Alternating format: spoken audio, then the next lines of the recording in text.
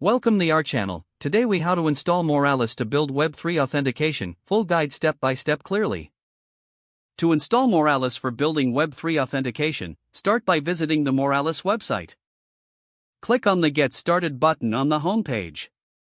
Create your Moralis account by entering your email address and password. Confirm your email address through the email verification link sent to you. Log in to your newly created Moralis account. Once logged in, navigate to the Moralis dashboard. Click on Create a new server to set up your first server. Choose the type of server you want to create based on your needs. Fill in the required details, including server name and region. Select testnet for development purposes and click Add Server. Wait for the server to be created, then click View Details. Copy the server URL and application ID provided on the server details page. Now, switch to your coding environment or text editor. Create a new project folder for your Web3 authentication application. Inside the project folder, initialize a new Node.js project by running npm init. Install the Moralis SDK by running npm install Moralis.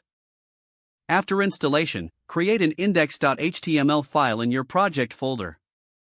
In the index.html file, set up the basic HTML structure. Add script tags to include the Moralis SDK.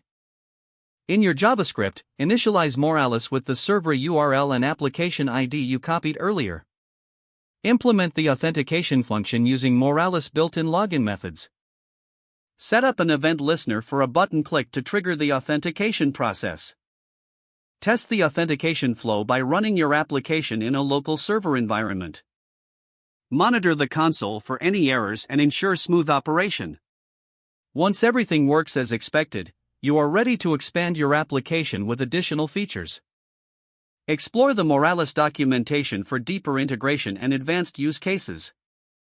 This guide provides the foundational steps to successfully install Moralis for Web3 authentication. If the page does not load, refresh the browser or try again in a private or incognito window.